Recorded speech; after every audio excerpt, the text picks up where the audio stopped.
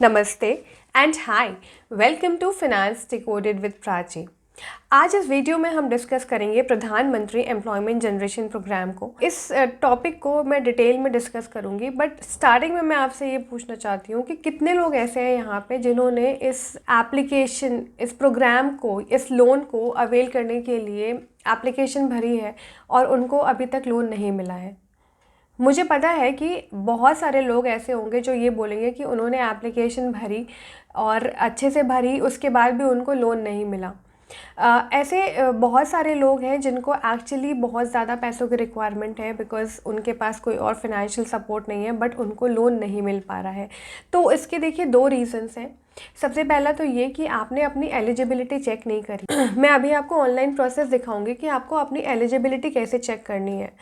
दूसरा ये कि आपने एप्लीकेशन फिल करते वक्त हो सकता है कोई डॉक्यूमेंट मिस कर दिया हो, या फिर कोई ऐसा डॉक्यूमेंट होगा जिस क्लियर पिक्चर नहीं अपलोड करी होगी, या फिर कोई ऐसी डिटेल होगी जो कि आपने सही से फिल नहीं किया होगा। तो ये वीडियो आप लोग के लिए बहुत ज़्यादा इंपॉर्टेंट होने वाला है, क्योंकि इस वीडियो में मैं आपको एलिजिबिलिटी, इसका एप्लीकेशन प्रोसेस, इसमें आपको कौन कौन से डॉक्यूमेंट्स अपने अपलोड करने हैं और आपको अपनी एलिजिबिलिटी कैसे चेक करनी है, ईडीपी ट्रेनिंग के बारे में भी मैं थोड़ा सा बताऊंगी।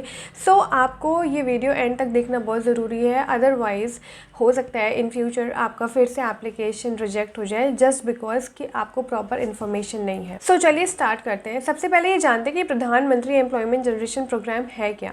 प्रधानमंत्री एम्प्लॉयमेंट जनरेशन प्रोग्राम में आपको एक गवर्नमेंट की तरफ से सपोर्ट मिलता है अगर आप अपना कोई भी बिजनेस स्टार्ट करना चाहते हैं। तो कोई भी, अगर आपका एग्जिस्टिंग बिजनेस है उसको आप फर्दर ग्रो करने के लिए अगर आप चाहते हैं कि आपको लोन मिले, तो then you are not eligible. आपका अगर कोई फ्रेश बिजनेस है, अगर आप कोई अपना नया बिजनेस स्टार्ट करना चाहते हैं, तो उस केस में आपको इस प्रोग्राम के अंदर लोन मिलता है, और लोन मैक्सिमम आपको 50 लाख तक का मिलता है। और जो 50 लाख का अमाउंट है वो आपको 10 to 11% पे आसानी से मिल जाता है। इसमें एक अच्छी बात ये भी है कि इसमें आपको गवर्नमेंट की तरफ से 35% की सब्सिडी भी मिलती है। इस प्रोग्राम के अंडर आपको लोन लेने के लिए अपना सिबिल दिखाने की ज़रूरत नहीं है।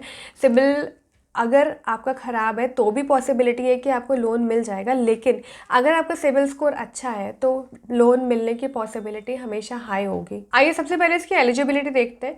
सबसे पहले तो ये कि आपकी जो एज है वो मिनिमम 18 ईयर्स होनी चाहिए। दूसरा ये, अगर हम एजुकेशन की बात करें तो एजुकेशन में अगर आपका मैन्युफैक्चरिंग सेक्टर है, मैन्युफैक्चरिंग सेक्टर मतलब अगर आप कोई कपड़ा बनाने की फैक्ट्री खोल रहे हैं, या फिर मान लीजिए कोई फूड एंड बेवरेज की कंपनी खोल रहे हैं, या फिर कुछ और भी जो जहाँ पे आप मैन्युफैक्चर लाइक फर्नीचर या इस टाइप की चीज़ें अगर आप मैन्युफैक्चर कर रहे हैं, और आपका जो प्रोजेक्ट का कॉस्ट है, मतलब जो टोटल कॉस्ट है वो अगर 10 लाख एंड अबव है। और अगर सर्विस सेक्टर की हम बात करें, सर्विस सेक्टर मतलब जैसे मान लीजिए होटल हुआ, या फिर रियल इस्टेट, या तीसरा अगर हम देख लें बैंकिंग इंडस्ट्री, हेल्थ या सोशल वर्क, इस टाइप की कोई भी कंपनी है, तो उस केस में अगर आपकी जो प्रोजेक्ट की टोटल कॉस्ट है वो 5 लाख के ऊपर है, तो आप एटलीस्ट 8th पास होने चाहिए। मतलब अगर अब देखिए, अगर आप लोन ले रहे हैं तो मोस्टली यही होता है कि मैन्युफैक्चरिंग सेक्टर में आपकी जो प्रोजेक्ट की कॉस्ट है वो 10 लाख से ऊपर होती है जनरली, और सर्विस सेक्टर में 5 लाख से ऊपर होती है। तो उस केस में आप, एक मैंडेटरी चीज़ है कि आपकी जो एजुकेशन है वो मिनिमम 8th क्लास होनी चाहिए। तीसरा ये है कि इनकम क्राइटेरिया का कोई ऐसा बाउंडेशन नहीं है। आपकी इनकम कुछ भी हो सकती है, मतलब इनकम प्रूफ ऐसा कुछ वो मांगेंगे नहीं, इनकम इज़ नॉट कंसिडर्ड।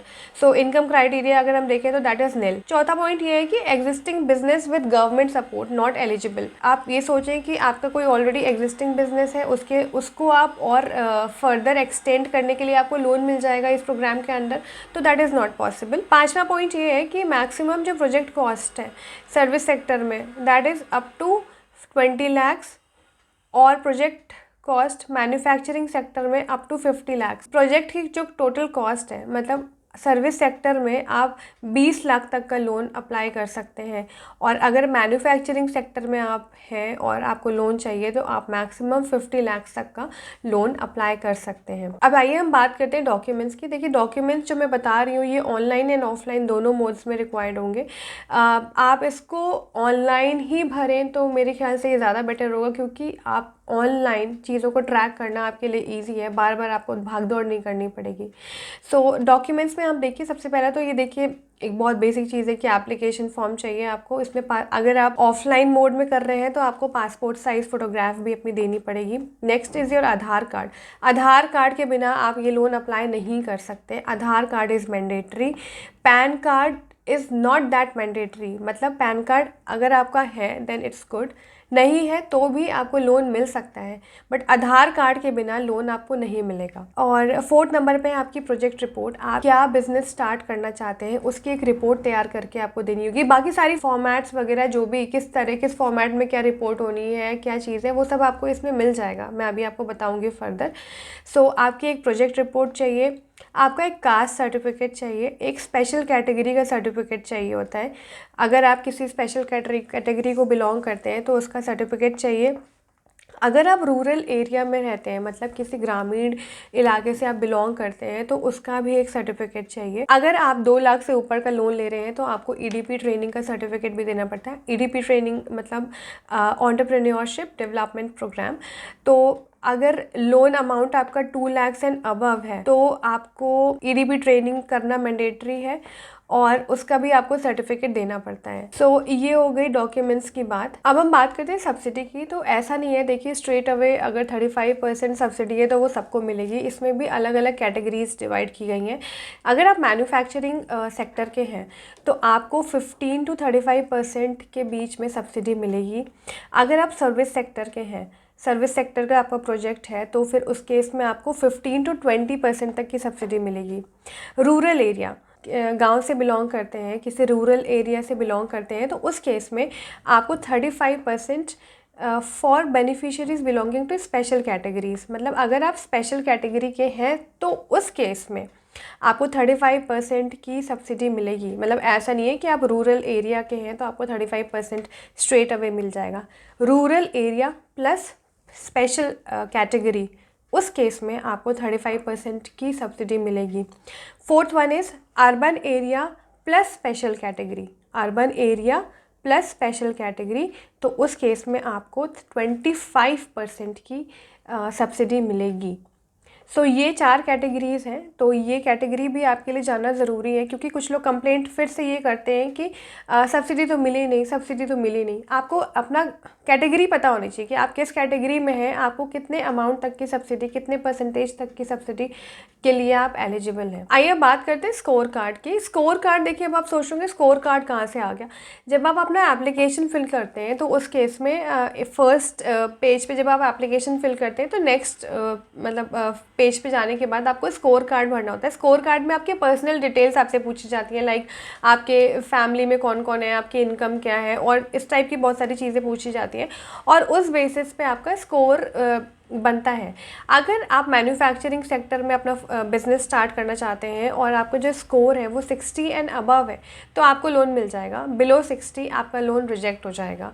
और सिमिलरली सर्विस सेक्टर के लिए आपका जो स्कोर है that should be more than 50 के ऊपर अगर आपका स्कोर है तो आपका लोन अप्रूव हो सकता है, और बिलो 50 तो आपका लोन रिजेक्ट हो जाएगा स्ट्रेट अवे। लेकिन इस केस में ये चीज़ है कि application that score less than 60 will be rejected, but you can file a grievance with the state director KVIC।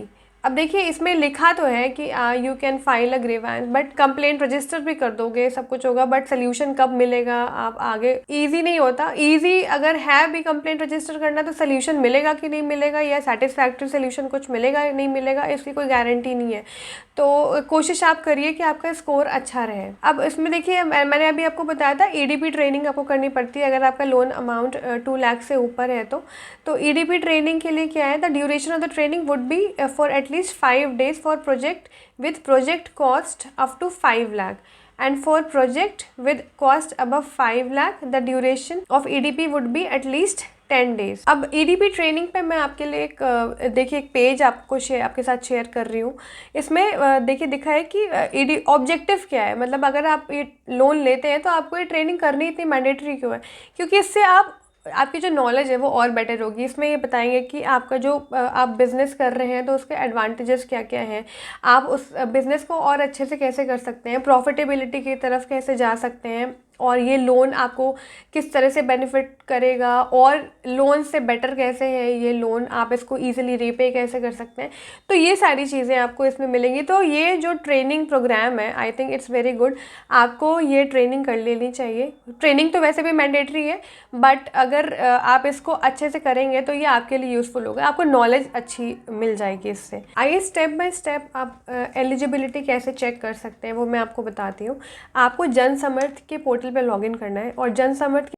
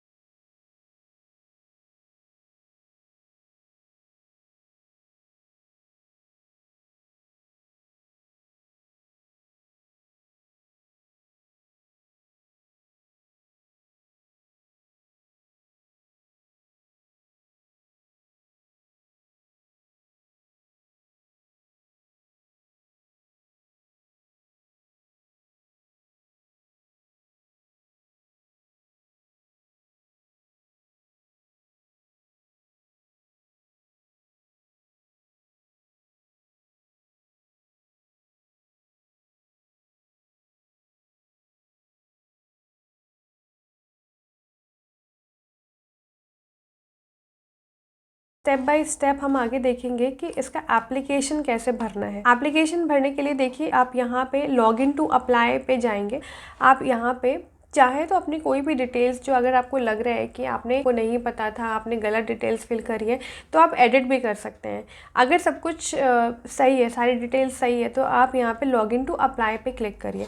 Login to apply पे क्लिक करने के बाद आपका ये KVIC वाला पोर्टल ओपन हो जाएगा। आधार कार्ड नंबर आपको सबसे पहले डालना है। अगर आपने अभी तक आधार कार्ड नहीं बनाया था और आपने आधार के लिए एनरोल किया, तो उसका एनरोलमेंट नंबर भी आप डाल सकते हैं। मतलब अगर आधार नंबर है तो इट्स वेरी गुड, अगर आधार नंबर नहीं है तो एनरोलमेंट नंबर इज मैंडेटरी, उसके बिना आप लोन के लिए अप्लाई नहीं कर सकते हैं। फिर उसके बाद आपको डालना है अपना नेम ऑफ द एप्लीकेंट, आपका नाम डालना है। स्पॉन्सरिंग एजेंसी, उसमें आप चूज करिए कि आपकी स्पॉन्सरिंग एजेंसी क्या हुई। फिर स्टेट, आपका डिस्ट्रिक्ट, स्पॉन्सरिंग ऑफिस, ये लीगल टाइप, मतलब आप इंडिविजुअल है या फिर नॉन इंडिविजुअल, या आपने अपनी एलिजिबिलिटी चेक करते वक्त डाली है और वही यहाँ पे देखिए एज इट इज यहाँ पे फिल हो गई है। आपका जेंडर फिल है, आपकी डेट ऑफ बर्थ आपको डालनी है। सोशल कैटेगरी में आपको डालना है if you belong to OBC SC ST। Special category में अगर आप कोई भी स्पेशल कैटेगरी में अगर आप आते हैं तो वहाँ पे आपको डालना है। आपकी क्वालिफिकेशन डालनी है, आपको कम्युनिकेशन एड्रेस डालना है, mobile number, email, pan number. अब आता है आपका यूनिट का लोकेशन। ये एक बहुत मैंडेटरी चीज़ है। जो भी आप जहाँ पे भी बिजनेस अपना स्टार्ट करना चाहते हैं वहाँ की लोकेशन आपको डालनी है और उसका पूरा एड्रेस आपको डालना है, विच इज़ वेरी मैंडेटरी। अगर ये आपने गलत किया, बिकॉज विदाउट फिजिकल वेरिफिकेशन के आपको लोन तो नहीं मिलेगा। और अगर आपने डिटेल्स गलत डाल दी, कोई भी रैंडम एड्रेस डाल दिया, कोई भी रैंडम आपने प्लेस डाल दी, तो उस केस में हो सकता है आपका लोन रिजेक्ट हो जाए। तो आपको जो भी यूनिट की लोकेशन और प्रपोज्ड यूनिट एड्रेस है वो बिल्कुल सही डालना है। यूनिट की लोकेशन आपको बिल्कुल सही डालनी है, अर्बन है या रूरल। अगर रूरल है तो उस केस में, और अर्बन है तो उस केस में, दोनों के केस में सब्सिडी और लोन अमाउंट डिफरेंट होता है। तो ये चीज़ आप बिल्कुल सही डालिए। उसके बाद आपको एड्रेस वगैरह डालना है। उसके नीचे अब आपको याद होगा कि मैंने पहले बताया कि टाइप ऑफ एक्टिविटी पे भी डिपेंड करता है कि आपका लोन अमाउंट कितना होगा, आपको EDP ट्रेनिंग कितनी दिन की करनी ज़रूरी है और आपको सब्सिडी कितनी मिलेगी। तो ये सारी डिटेल्स बहुत ज़्यादा सही डालना ज़रूरी है, अदरवाइज़ रिजेक्शन के चांसेस बहुत ज़्यादा बढ़ जाते हैं।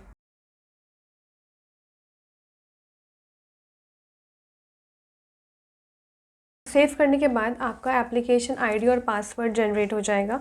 उसको आपको अपने रिकॉर्ड्स में रखना है, कहीं पे आप उसको सेफली लिख के रखिए, क्योंकि फ़र्दर कभी भी आपको लॉगिन करके अपनी डिटेल्स चेक करनी है, अपने एप्लीकेशन के स्टेटस को चेक करना है, तो आपको ये एप्लीकेशन आईडी और पासवर्ड की ज़रूरत पड़ेगी। उसके बाद आप नेक्स्ट पेज पे पहुंच जाएंगे। यहाँ पे आपको अपने डॉक्यूमेंट्स को अपलोड करना है। अपलोड करने के बाद आपको जाना है स्कोर कार्ड पे। स्कोर कार्ड पे आप जाएंगे तो आपको आपकी फैमिली की डिटेल्स देनी पड़ेंगी, लाइक आपके कितने बच्चे हैं, आपकी टोटल इनकम क्या है, टोटल फैमिली मेम्बर्स क्या है, सारे फैमिली मेम्बर्स क्या करते हैं, आप पे कितने लोग डिपेंडेंट हैं, और बहुत सारी चीज़ें। सो ये सब चीज़ें, ये सारे क्वेश्चंस को आप जब आंसर करेंगे तो आपका एक उन आंसर्स के बेसिस पे आपका एक स्कोर, तो अगर आप मैन्युफैक्चरिंग सेक्टर में अपना कोई बिज़नेस स्टार्ट करना चाहते हैं तो अगर स्कोर आपका 60 एंड अबव है तो लोन मिलना इजी है। बिलो 60 आप एप्लीकेशन रिजेक्ट हो जाएगा। और अगर आप सर्विस सेक्टर या ट्रेडिंग सेक्टर में हैं तो जो आपका स्कोर है वो 50 एंड अबव होगा तो आपको लोन मिल जाएगा, आपका एप्लीकेशन एक्सेप्ट है, अदरवाइज़ आपका एप्लीकेशन रिजेक्ट हो जाएगा। सो जो भी आप स्कोर कार्ड के जो क्वेश्चन हैं वो आप सही से भरिएगा। ऐसा नहीं कि जल्दबाजी में आपने कुछ भी आंसर्स डाल दिए, बिकॉज ये स्कोर कार्ड इतना ज़रूरी है, इतना इंपॉर्टेंट है कि उस स्कोर के बेसिस पे आपका लोन एक्सेप्ट होगा या रिजेक्ट होगा। स्कोर कार्ड के बाद आपको फाइनल सबमिशन पे क्लिक करना है। फाइनल सबमिशन पे क्लिक करने के बाद आपकी जो एप्लीकेशन है वो एक्सेप्ट हो गई तो आपके जो नियरेस्ट बैंक ब्रांच है उसके पास पहुंच जाइए, और अगर रिजेक्ट हो गई तो वो भी आपके पास एक नोटिफिकेशन आ जाएगा। एक बार आपकी लोन एप्लीकेशन एक्सेप्ट हो गई तो आपकी लोन एप्लीकेशन आपके नियरेस्ट बैंक ब्रांच के पास फॉरवर्ड कर दी जाएगी। अगर आपका लोन एक्सेप्ट हो गया तो आपको ईडीपी ट्रेनिंग करनी होगी, और ईडीपी ट्रेनिंग का सर्टिफिकेट भी आपको लगाना है। PMEGP पे ये था एक कंप्लीट एंड डिटेल्ड वीडियो। इस वीडियो में आपने देखा आपकी एलिजिबिलिटी क्या होनी चाहिए, आपके क्या क्या डॉक्यूमेंट्स होने चाहिए, आप अपनी एलिजिबिलिटी कैसे चेक कर सकते हैं, आपका पूरा एप्लीकेशन फिल करने का प्रोसेस क्या है। ये स्टेप बाय स्टेप मैंने आपको हर चीज़ बताई है। इसके बाद भी अगर आपके मन में कोई भी डाउट या कोई क्वेरी है तो प्लीज़ आप मुझे कमेंट सेक्शन में लिखिए। अगर आपको लग रहा है कि ये वीडियो आपके किसी फैमिली या फ्रेंड्स में किसी के लिए भी इम्पोर्टेंट हो सकता है, प्लीज़ उनके साथ ये वीडियो को शेयर करिए। ऐसे ही useful information and financial updates के लिए इस चैनल को सब्सक्राइब करिए। मिलते हैं बहुत जल्द अगले वीडियो में, तब तक के लिए नमस्ते।